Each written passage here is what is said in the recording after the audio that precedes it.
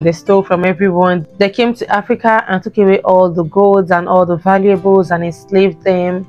Hi guys, good day and welcome back to my channel. It's your favorite girl, Please Dora, and I'm back again with another reaction video.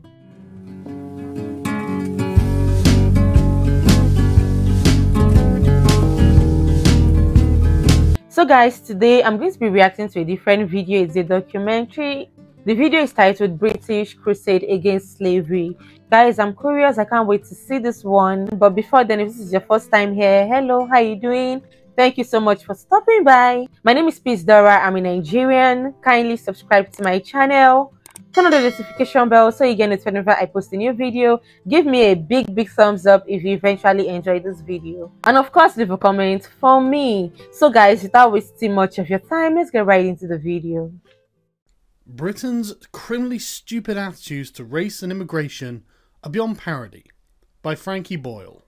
For those who aren't aware, Frankie Boyle is a famous Scottish comedian. Oh wow. Who is most renowned for being pretty damn offensive. Needless to say, I'm a fan of his. And so when Frankie Boyle writes an article for The Guardian of all places, with the subtitle, "The anti-immigration election rhetoric is perverse. We fear the arrival of people we have drawn here with the wealth we stole from them," I can see the misinformation coming a mile away. So Frankie begins the article by waffling in an overly verbose manner, reminiscent of Charlie Brooker, another man who I'm a fan of, but has been led astray by misinformation. And it's full of these sort of contradictions that I'm sure sounded good when he was writing them, but when you actually think about it, are rather silly. I mean, here he is pointing out the irony of the leaders being nationalist and warning about the Scottish National Party, after making a crack about how the Scottish discovered penicillin, and taking credit for this for some reason. And for some reason he seems to mix up the concepts of trade and immigration. But these really aren't very important. I'm not even bothered that he just assumes that an Australian-style point system for immigration will obviously be a racist system that caters exclusively to white people. You know, this is despite the fact that a Cambridge economics professor has warned the sheer scale of immigration has caused problems for the UK's infrastructure, which was largely built in the 70s. But you know what? None of that really bothers me. What really bothers me is Frankie Boyle's attempt to make British people feel ashamed of Britain's involvement in the slave trade. That really gets my goat, because Britain's involvement in the slave trade is one of the most proud accomplishments of British history. Okay. And I know what you're thinking. Oh my goodness, slavery is bad. Proud accomplishment. And that's correct. Which is why the British ended it. For everyone. Really? If we just take a cursory look at the subject, you can see how it is not nearly as cut and dried as Frankie makes it out to be. Even the very word slave comes from Slav, because of the sheer number of Slavs taken as slaves by conquering peoples. But Frankie is trying to drum up white guilt, so let's talk about African slavery. The Portuguese were the first Europeans to start exploring the West African coast, and they did indeed capture African natives to be brought back to Portugal as items of curiosity. Europeans who travelled to Western Africa discovered that Western Africa had civilizations of its own. For example, a Dutch visitor to Benin City wrote in around 1600, "As you enter it, the town appears very great. You go into a great broad street, not paved, which seems to be 7 or 8 times broader than the warmost street in Amsterdam. The houses in this town stand in good order, one close and even with the other, as the houses in Holland stand.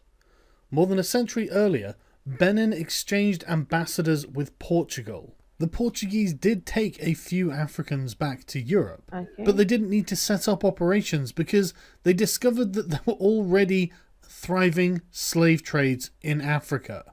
And so they bought slaves from African rulers and traders. The vast majority of slaves taken out of Africa were sold by African rulers, traders, and military aristocracy who grew wealthy from the business. Most slaves were acquired through wars or by kidnapping." And before you start thinking that this is excessively barbaric, this was the standard for almost every civilized society all across the world. For example, in ancient Greece, Strabo tells us that the island of Delos trafficked in 10,000 slaves a day. Jesus. Even before the Roman Empire, even when we're coming to the end of the Roman Republic in the 1st century BC, it's estimated that a third of Italy was made up of slaves. Slaves made up of people whom the Romans had conquered and taken back to Italy to do hard labour. And so to anyone even slightly educated on this subject, it is absolutely unsurprising to find that, for example, in 1510, the capital of the Empire of Songhai was teeming with slaves. Slave trading in West Africa was common, but it was different to what you expect. It wasn't for commercial purposes. It was to show status and to give the wealthy African elite a comfortable life. And with the appearance of Europeans desperate to buy slaves for use in the Americas, the character of African slave ownership changed. Indeed it did. The character of slavery on the west coast of Africa changed to look a lot more like the character of slavery on the east coast of Africa, because we're going to talk about the Arab slave trade, specifically the circumstance of Swahili-speaking peoples. Unsurprisingly, the Arabs, being far closer to sub-Saharan Africa than the Europeans, had been taking advantage of it for far longer. They were a people with as much commercial nous as anyone else. The ruling class of coastal Swahili society, sultans, government officials and wealthy merchants, used non-Muslim slaves as domestic servants and to work on farms and estates. And they even had plantations, such as the Omani Sultan Said, who became immensely rich when he started up clove plantations in the 1820s with slave labour. Arab Muslims settled along the coast and intermixed with the locals, forming a people and culture known as Swahili, which started in around the 10th century AD. So unsurprisingly, the East Africa slave trade was well established long before Europeans arrived on the scene and was driven by demands for labour by the sultanates of the Middle East. You might be thinking, well, that's interesting. If the Arabs had been in Africa for about 1,000 years, taking sub-Saharan African slaves, why isn't there a very large population of black people in Arabia? And the answer to that is that the Arabs used to castrate them, cock and balls entirely, a practice that was supposed to have ended in 1962 when slavery was finally outlawed in places like Saudi Arabia. This, of course, does not mean that the trade has actually stopped. It is still going on today. It's impossible to know exactly how many slaves the Arabs took from sub-Saharan Africa on the east coast, but one historian produced a total of 17 million slaves. I doubt it was that high, but again, we can't know. And it was for over 1,000 years that this was happening. The point is that slavery was ubiquitous. No matter where on earth you travelled, you found slaves. In Europe, in China, in the Middle East, in the New World, in India, in Scandinavia, in Africa. Slavery was as common an institution as animal husbandry. The only thing that separated the Christian nations of Western Europe from anyone else on Earth was the efficiency with which they could transport taken slaves. And it should come as no surprise that this was made possible by advances in technology that the rest of the world simply didn't have. The most common number I could find regarding the total number of slaves taken from Africa by Europeans was 11 million, and that is in about a 400-year time span. Portugal took the most slaves, with over 4.5 million transported to the New World. Then Britain with over 2.5 million, then Spain and France totaling just under 3 million. And just so no one is under any illusions, the transatlantic slave trade must have been close to hell on earth. Slaves were taken from Africa and packed into conditions so disgraceful and disgusting, it is unsurprising that there was such a high mortality rate for the crossing. As offensive as this is to look at, we have to remember that this is a consequence of dehumanization. The slaves were not people, they were chattel. It will obviously come as absolutely no surprise that the driving motivation behind slavery was economic. Portuguese merchants traded with Africans from trading posts they set up along the coast. They exchanged items like brass and copper bracelets for such products as pepper, cloth, beads and slaves, all part of an existing internal African trade. But the transatlantic slave trade really took off when Christopher Columbus discovered the New World. The Portuguese initially had a monopoly on the slave trade, but this was broken in the 16th century when England, followed by France and other European nations, entered the trade. Unsurprisingly, this was a massively profitable trade for everyone involved except the slaves. Africa's rulers, traders, and military aristocracy protected their interest in the slave trade. They discouraged Europeans from leaving the coastal areas to venture to the interior of the continent. European trading companies realized the benefit of dealing with African suppliers and not unnecessarily antagonizing them. The companies could not have mustered the resources it would have taken to directly capture the tens of millions of people shipped out of Africa.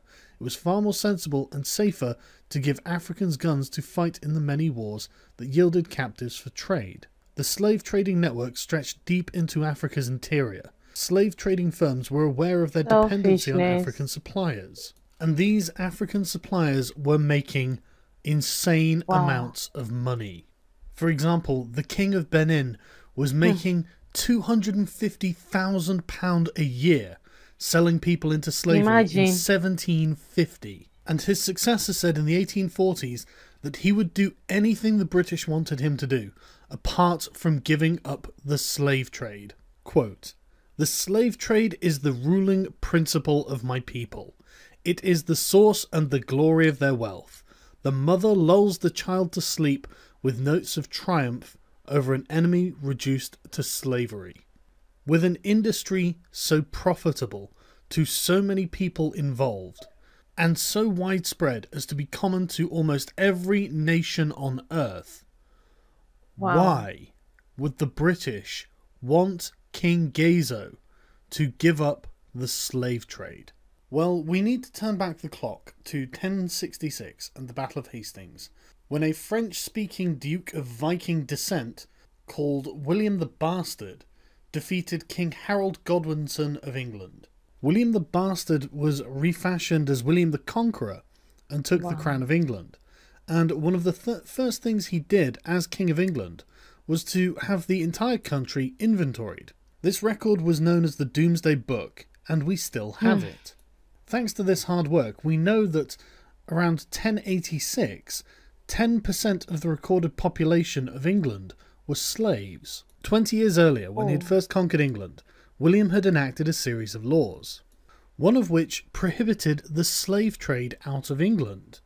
"I prohibit the sale of a man by another outside of the country on pain of a fine paid in full to me." We don't know what William's motivation for making this law was, but given that the punishment for breaking it was a fine, I doubt it was for humanitarian reasons. Whatever his reasons, within a generation of 1086, slavery had almost died out in England, presumably because William the Conqueror had outlawed the trade of slaves. There appears to also have been a trend for lords to endow their slaves to perform their ploughing functions as free ploughmen. While not a wonderful state of affairs, serfdom is better than chattel slavery, and this state of affairs was solidified by the Church at the Synod of Westminster in 1102, where the Church denounced simony, clerical marriages, and slavery. This made England a very unique case. Interesting. There probably wasn't another country in the world at this time that had outlawed slavery. There were practically no motivations to do so. It was incredibly lucrative, endemic to the point of normalcy, so it wasn't even viewed as immoral, and the chances are William the Conqueror himself made the slave trade in England illegal just so he could make a quick buck. Fast forward 700 years, and the international transatlantic slave trade is in full swing, and yet we still do not have slaves in England. And this is where we meet a man named Granville Sharp, a very well-educated, rationalist thinker of the Enlightenment, who became an active campaigner for the abolition of the slave trade. Granville had had previous legal success defending Jonathan Strong from his erstwhile slave master after being brought to England from the colonies, but we're going to look at the subsequent Somerset case. James Somerset was a slave from Virginia in America who had come to England with his master Charles Stuart in 1769 and had run away in October 1771.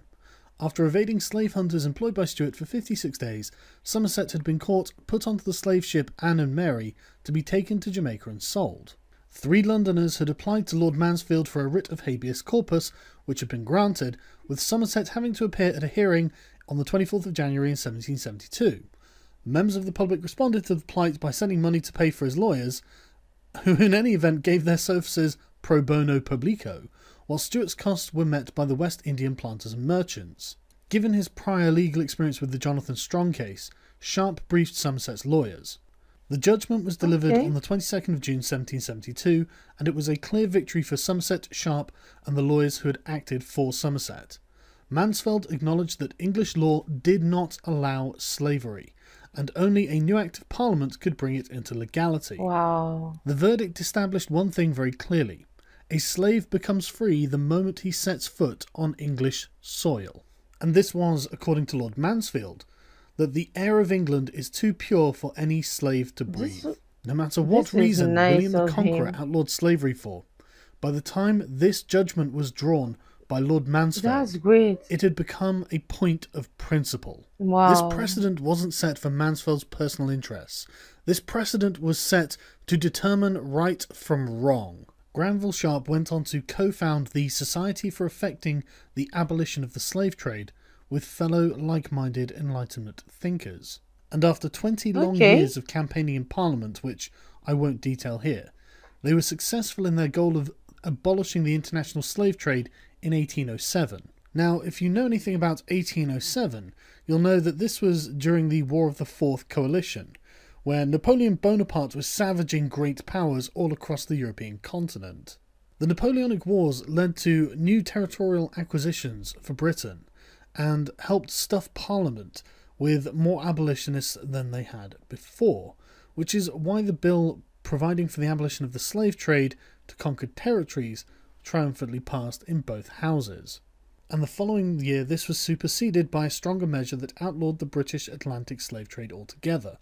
But, given the raging war in Europe, it was rather difficult to enforce due to a paucity of available resources. After 1807, the Society for the Abolition of the Slave Trade, having achieved its goals, became the African Institution, whose principal aim was to ensure the new legislation was enforced and that other countries followed Britain's example. Persuading other countries to join Britain outlawing the slave trade proved more difficult.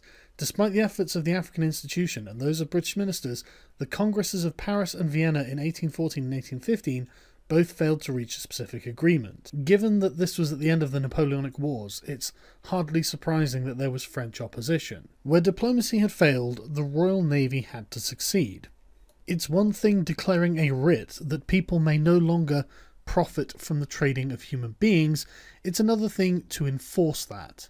Enter the West African Squadron. The West Africa Squadron was a detachment of the Royal Navy that was given the task of blockading Africa, the continent, to make sure that slave traders were not taking slaves to the Americas. Oh, wow. Needless to say, in 1807, there was only a token force performing this operation, comprising of 2 ships. This number was increased to 5 ships until the War of 1812 with the United States. But after 1815, with Britain victorious in Europe and supreme at sea, the Royal Navy turned its attention back to the challenge. The institution of slavery was formally abolished in the British Empire in 1833. And by the 1850s, around 25 vessels and 2,000 officers and men were on the station, supported by nearly 1,000 crewmen. Experienced fishermen recruited as sailors from what is now the coast of modern Liberia. It's worth noting that this was not a pleasant job, and the mortality rate was 5 times higher compared with fleets in the Mediterranean or in home waters. To help incentivize the crew, money was actually given to each crew per slave that they freed. But there was a real zeitgeist in Britain for the abolition of slavery. For example, the pursuit and capture of slave ships became celebrated naval engagements, widely reported back in peacetime Britain. They became a source of national pride. So it's no wonder that many of the crews really did have an evangelical zeal about the anti-slavery patrolling. However, I don't want to give the impression that this was all for humanitarian reasons.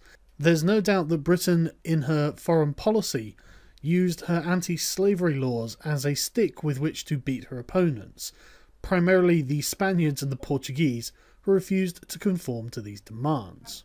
Britain demanded Spain, Portugal, and the very new nation of Brazil to declare slave trading to be piracy. And while these nations paid lip service to these principles, they failed to enforce them, which led to a British blockade of Brazil by 1850, which of course forced the nascent Brazilian Empire to capitulate. And it didn't end there. In the 1860s, David Livingstone reports of Arab atrocities against enslaved Africans stirred up the interest of the British public, reviving the flagging abolitionist movement. Throughout the 1870s, the Navy attempted to suppress this abominable Eastern trade at Zanzibar in particular. Needless to say, the British Navy continued their mission against the slavers across the Indian Ocean. The abolition of slavery became the British project. It captured the hearts and minds of the entire country, from the highest lord to the lowest peasant. This is certainly how the British saw it. For example, this spirit of chivalry, we see it in acts of heroism by land and sea in fights against the slave trade.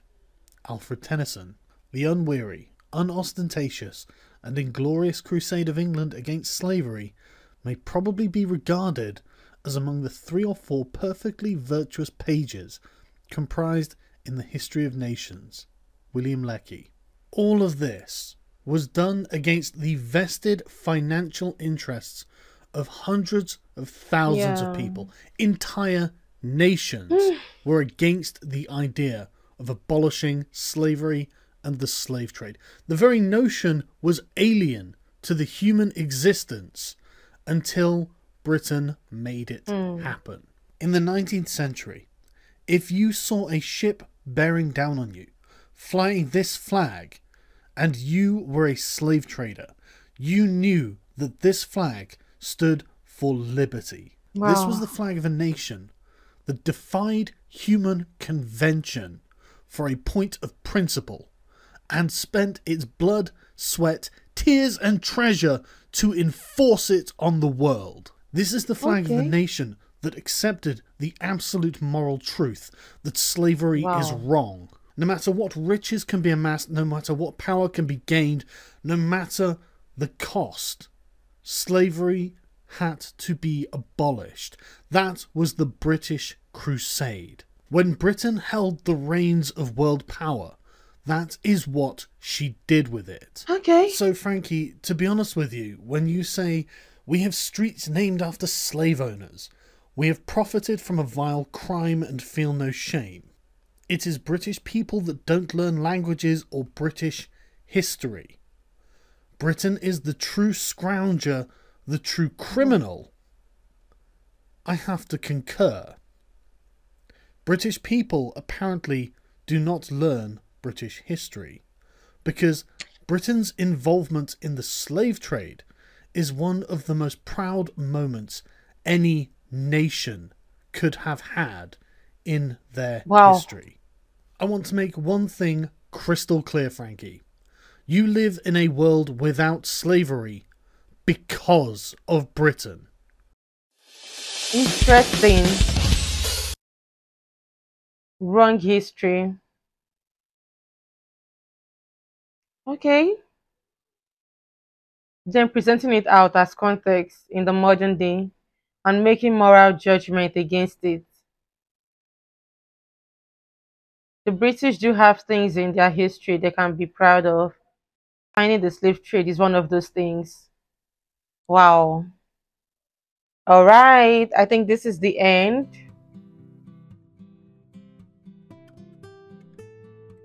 Wow, wow, wow. Now, this is such an interesting video to see. What do I say about this? I have a lot to see and I don't even know where to start from. Firstly, I know there are a lot of documentaries out there, like thousands of them, saying British is the master of slave trade. British started it. British enslaved everyone. They stole from everyone. They came to Africa and took away all the goods and all the valuables and enslaved them. But watching this is, it kind of gives me a different perspective and impression. Although I don't know how accurate this video is, but it kind of changes the narrative a bit, and in a way, it does change the narrative, and this sounds like facts. I would love to hear from you all. What do you think? Just leave your comments. Do you think this is accurate? What can you say about this? Because this is heroic, this is awesome. If this is truly what happened, then I think the British should be given their flowers, because to have ended slave trade, I know people can be very selfish. People can be very, very selfish and self-centered and can go any length because of money. So for one person and one nation to just wake up and say, no, this thing does not have to go on anymore, regardless of the benefits they were supposed to be making from that particular thing, and they are willing to lose those benefits just for humanity, just for freedom, then that nation should be recognized, that person should be recognized. And I think this video did justice. That is, if it is accurate, because I can't say it until I read comments and I get to hear from you all how accurate this is. And also, right from time, it's always been human enslaving human. I've always said this when I watch documentaries and I see this, I'm like, aliens didn't come to earth to make slaves or to enslave anyone. It was human selling human, black selling black also, and white selling white also. Up to today there's still slavery. It's just that it has modernized and it has changed, and the world has gotten so better. I will not dispute the fact and say, okay, blacks did not harm blacks did not enslave each other. It was only the white people that came over and took black people. No. Okay, I know for a fact that yes, it is very, very possible for black. It still happens up till today. It still happens. So it's not as rampant, it's modernized, but it still happens.